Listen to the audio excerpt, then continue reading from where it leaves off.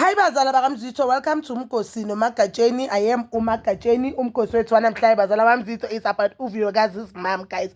uVuyokazi, we know that uVuyokazi uthathe umhlophekazi from ama-grandparents wakhe from the father's side, which is uMayeni and uMusa Mseleku. So umhlophekazi akasahlala eMzumbe. Umhlophekazi has moved eCape Town since nje this year.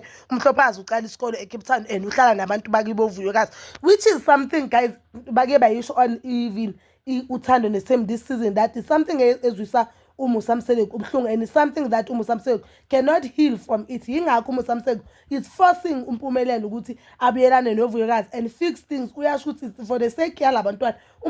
uMpumelelo even stated that ubabakhe really loved umhlophekazi ngoba bokhona nangamalanga khona azolanda umhlophekazi esikoleni baphume nje just boyi-2, and you could see even ama-clips or ama-videos that uMpumelelo would post on TikTok that umhlophekazi nomkhulu wakhe bayathandana, and umkhulu wakhe even namakhosikazi kaMusa Mseleku, which is uMacele, Akimbola noMangwabe, bake bakhuluma lento ukuthi umhlophekazi lapha uphathwa njengengane kaMusa, where else ingane zakasine aziphathwa njengezukulu zami. uMusa uyamthanda umhlophekazi, umthanda even ukundlula ezinye ingane zakhe, and uMusa, guys, noma ngabe uyifihla kanjani lento leyo iyabonakala. So I guess uVuyokazi ukuthatha ingane yakhe lapha, even though mina I felt it if it's the right thing, ingane nengane mele ikhule nomama ikhule ngomthetho kamama, but lento le imlimazile uMusa Mseleku. Recently, guys, ugogo kaMhlophekazi umama kaVuyokazi has been posting ithombe zakamhlophekazi noNzulu on Instagram yakhe, and I think that thing izomhetha vele uMusa Mseleku. Uzofisa noma ngabe izimhethe ngeke imhethe like ngokuba zaqaba, but uzofisa ukuthi you know what, le ngane kahle kahle zibhilonga la kaMseleku, bomele sihlale nathi ngabe kuyimi. And akaposti phela one picture, upost a lot of videos ugogo, you could see abantwana by happy. I even saw ukuthi there's a time uNzulu ashaya izandla. You know uMusa Mseleku uyabona ukuthi I'm missing out on ukukhula kwezukulu zami, which is something ezohetha uMusa. We know that uMusa Mseleku is a family man, uyayithanda umndeni wakhe uMusa Mseleku, and uyamthanda umhlophekazi. So indaba ukuthi umhlophekazi sakakhula ngale, there's a video where umhlophekazi bekavula ibox I receive from esikoleni. You could see ukuthi umhlophekazi uya understand ukuthi this thing is umamami, this thing is ugogo wami, ngoba usho ukuthi lena yakungiyiphi ugogo wami, understand. And now I'm noticing ukuthi even i-language umhlophekazi sekamuvela ukuthi sekakhuluma isiXhosa manje, which is something I think izomshaya uMusa. Yabo lento leyo ukuthi ngiya understand uMusa makazothi lento ukuthi umntana wakho azalise ngaphandle ingane zala ekhaya zikhulele kwenye indawo, it's very heartbreaking if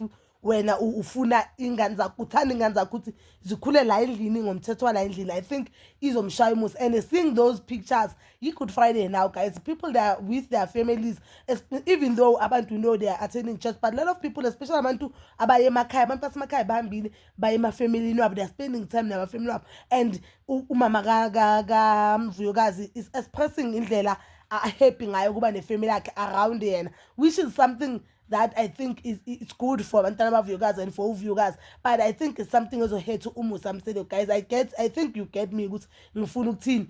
uMusa Mseleku uyamthanda umhlophekazi, and hey, I'm not saying umama Vuyokazi wrong ngokuposta abantwana baVuyokazi. Obviously waposta izukulu zakhe and uhlala nazo, but that thing I think izomshaya uMusa Mseleku. Yabo now if I was uMusa Mseleku bengizovele ngibhadale yonke le mali abayifunayo kibo Vuyokazi, ngihlawule lengane, and ngiso that ngizoba ne-access kuzo. Nje ngizocela ukuthi ngize ngisho ngenze meeting ukuthi you know what, angingendaba kaVuyokazi noMpumelelo, ngicela nje mina ukuthi ingane wena kuhamba holidays or ngicela sibe ngakimi, ngoba lento ukuthi ingane zizokhula angaziboni izomlimaza uMusa Mseleku, and izolimaza nengane because umhlophekazi ukhule nje azazi abazi abantu bakibo babakhe bangale, and we don't know now i-relationship kaMhlophekazi nabantu bakhe or i-communication yabo. But I remember i-ex-husband yakaVuyokazi uChef loya lesa scam lesa loyamuntu uChef, there's a time oke wafunda wathi ufisa athi uVuyokazi uthe ufisa ngathi uMpumelelo naye